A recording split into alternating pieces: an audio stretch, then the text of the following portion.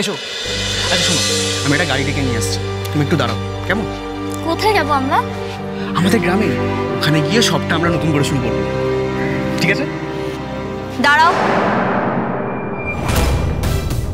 কত টাকার বিনিময়ে বিক্রি হয়েছে তুমি অভিষেক দাদাবুর কাছে? কি হলো বলো? কত টাকা খাইয়ে নিজের দোষটা তোমার ঘাড়ে চাপিয়ে দিয়েছে অভিষেক দাদাবাবু? পারছো না তো উত্তর দিতে? শিউলি, শিউলি, তুমি এমন একটা মানুষের সাথে নতুন জীবন শুরু করতে চাইছো যে সবটাই টাকার বিনিময়ে করছে। হ্যাঁ ম্যাডাম। কিন্তু কেন ম্যাডাম, আপনি দেখছেন না সৌম্য আমাকে ঠিক কতটা ভালোবাসে? আমি অন্তঃসত্ত্বা জেনেও আমার দায়িত্ব নিতে রাজি হয়েছে। সবটাই টাকার খেলা শিউলি। সবটা টাকার খেলা নয়, আমি শিউলিকে ভালোবাসি। ভালোবাসো? তা সময় এতদিন এই ভালোবাসাটা কোথায় ছিল? ওকে আমি ভুল বুঝে চলে গেছিলাম, সেটা ঠিক, কিন্তু আজ আমি ওর পাশে থাকতে চাই। আপনিও তো আমাদের মতন গরিব ঘরের মেয়ে, গরিবরা চিরকালই লাঞ্ছিত হয়। আপনি বলুন না, শিউলির গর্ভে যে সন্তান আছে তাকে কোনো দিন লাহিড়ী পরিবারের জায়গা দিত? কোনোদিনও ওকে স্বীকৃতি দিত? কোনোদিনও ওকে মেনে নিত? ওর বাচ্চাটাকে সবাই সারা জীবন অবৈধ বলতো, আর সেখানে আমি তার দায়িত্ব নিতে রাজি। ওকে বিয়ে করে বাচ্চাটাকে স্বীকৃতি দিতে আমি রাজি। শেখ বাবুকে শাস্তি দিয়ে আমাদের কি লাভ হতো? বরং সবটা জানাজানি হতো, কাদা ছড়াছড়ি হতো। আমাদের ছেড়ে দিন ম্যাডাম, এর মধ্যে আমাদেরকে জড়াবেন না। কিন্তু শিউলি, আপনি আমার জন্য অনেক কিছু করেছেন ম্যাডাম, এই ঋণ আমি কোনোদিনও শোধ করতে পারবো না। শিউলি, সব মেয়েদেরই মাথা উঁচু করে বাঁচার অধিকার আছে। জীবন তো একটাই, তাই ভয় পেয়ে বা অন্যায়ের সাথে আপোষ করে নয়, যদি বাঁচতে হয় মাথা উঁচু করে রানীর মতন বাঁচা উচিত। আজকে তুমি দুর্বল হলে বলে আবার ওই মানুষটা জিতে গেল। এই যতদিন আমাদের মতন গরিব মানুষরা হার মেনে পিছিয়ে যাবে, ততদিন এই বড় লোকেরা আমাদের উপর অত্যাচারের পর অত্যাচার চালিয়েই যাবে। না ম্যাডাম, আজকে ওনার চেহারাটা সবার সামনে এসে গেছে। উনি নিজে পায়ে পড়ে আমার কাছে ক্ষমা চেয়েছেন, আর যতদিন আপনি ওই বাড়িতে আছেন উনি কোনো অন্যায় করার কোনো সাহস পাবেন না। ওনার চেহারাটা সবার সামনে আসবেই।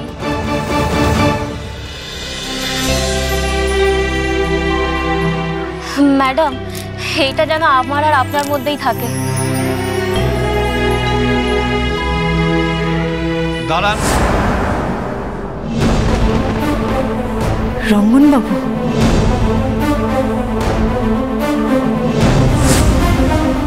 উনি কি তাহলে আমাদের কথা শুনে ফেললেন? আজ এই পরিস্থিতিতে আমি মানতে বাধ্য হয়েছি আমাদের পরিবার আর কোম্পানির রেপুটেশনের কথা ভেবে। কিন্তু অভিষেক শিউলির সঙ্গে অন্যায় করেছে, ওকে প্রাণে মারতে চেয়েছে। এটাই ওর সব থেকে বড় অপরাধ। লাহিড়ী বাড়িতে এত বড় অন্যায় হলো কি করে? তোমরা সবাই কি করছিলে?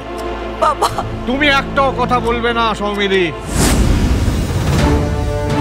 শিউলি চলে যাওয়া নিয়ে তুমি একবার এক এক রকম কথা বলেছো।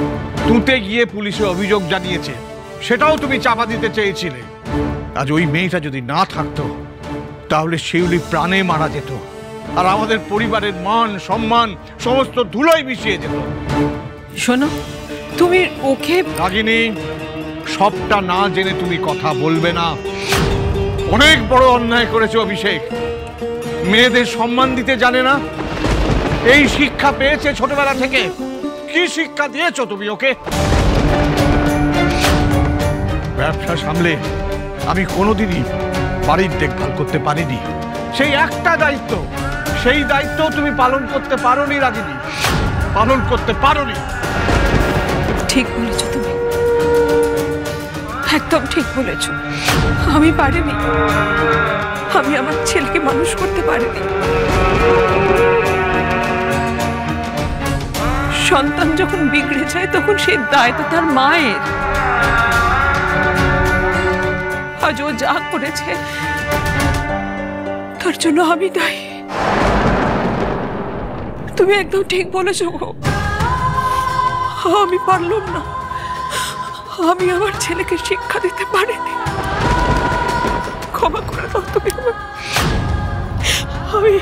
গেছে, দোষ আমার, আমি হেরে গেছি। ও বড় বৌদি, শোনো না বড় বৌদি, যেও না গো বড় বৌদি। জেম্মা, জেম্মা, প্লিজ বর্দা প্লিজ, আমি হাত জোর করে তোমার সামনে রিকোয়েস্ট করছি, সব কথা এইভাবে বড় বৌদিকে দোষারোপ করো না। বড় বৌদি কিন্তু তার 2 সন্তানকে একই শিক্ষায় মানুষ করেছে, কই রঙ্গন তো এরকম হয়নি। তাই যে অন্যায়টা করেছে পারলে তাকে শাস্তি দিও। কথায় কথায় বড় বৌদির দিকে আঙুল তুলো না প্লিজ। ঠাকুরজি, এসব কথা থাক। এই ঘটনাটায় দিদি সত্যিই খুব আহত হয়েছেন, কিন্তু চলো আমরা দিদির কাছে যাই, আমরা এসব কথা পরে বলবো ঠাকুরজি।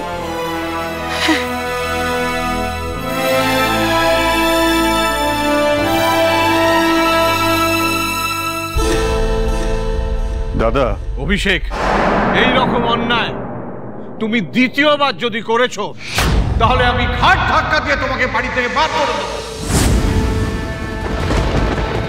কথাটা তুমি মনে রেখো।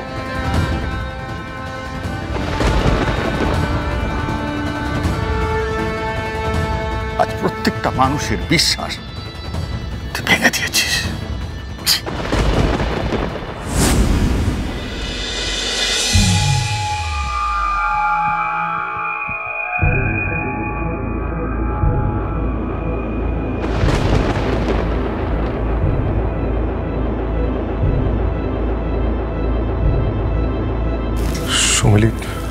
সুমিলি, তুমি তো আমায় ভুল বুঝো না।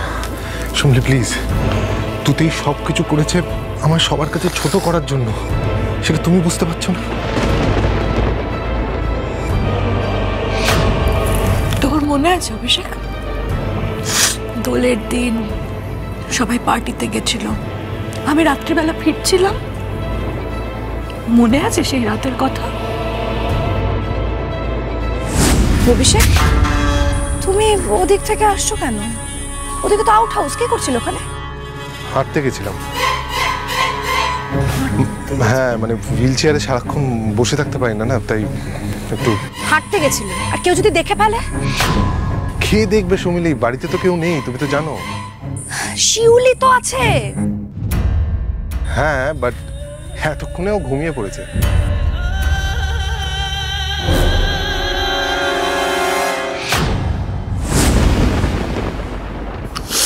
সেই রাতে তুমি আউট হাউস থেকেই ফিরছিলে।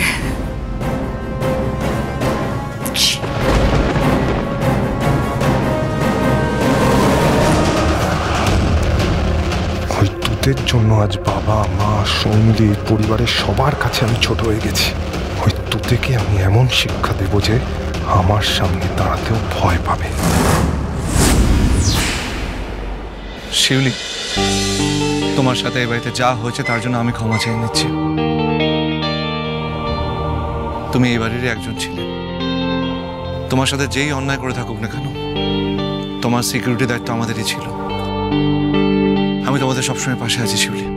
ধন্যবাদ দাদাবাবু। আর তুমি তুমি যে নিজের ভুল বুঝে অ্যাকসেপ্ট করেছো শিউলিকে, তার জন্য আমি খুব খুশি হয়েছি। ওকে কোনদিন কষ্ট দিও না, হ্যাঁ? খুব ভালো মেয়ে। আর তোমরা বিয়ে করে নিও, ঠিক আছে? হ্যাঁ ছোট বাবু, আমারও তাই ইচ্ছে। আমি তোমাদের বিয়ের দায়িত্ব নেবো, হ্যাঁ? ধন্যবাদ ছোট দাদাবাবু।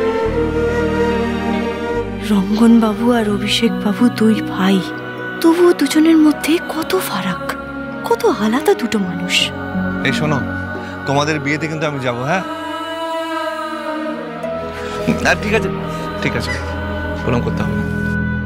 অভিষেক বাবু এত সহজে চুপ করে যাওয়ার মানুষ নন, উনি আবার কিছু একটা করবেন। ম্যাডাম, ছোট দাদাবাবু, তাহলে আমরা আসি। এসো, তুমি এসো। আমাদেরকে আশীর্বাদ করো যাতে আমরা সারা জীবন খুব সুখী হতে পারি। এসো। চলো শিবির।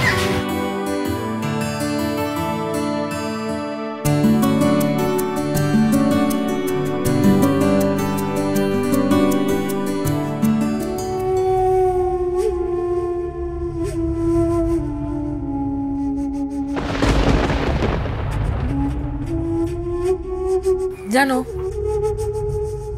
আমি এতদিন ভাবতাম যে আমাকে আমার অভিষেক সব থেকে বেশি ভালোবাসে, সব থেকে বেশি। কি বোকা না আমি! এক মুহূর্তের মধ্যে সবটা নষ্ট হয়ে গেল। সুমিলি, সুমিলি তুমি আমায় ভুল বুঝছো। কালকে রাত্রিবেলা এই ঘরটার মধ্যে বসে, এই খাটের মধ্যে বসে আমরা সেলিব্রেট করলাম কি নাকি কালকের দিনে আমার বর আমায় প্রপোজ করেছিল। কি খুশি হয়েছিলাম আমি, কত আনন্দ করলাম, কত মজা করলাম। আর ঠিক তার পরের দিন আজকে দেখো।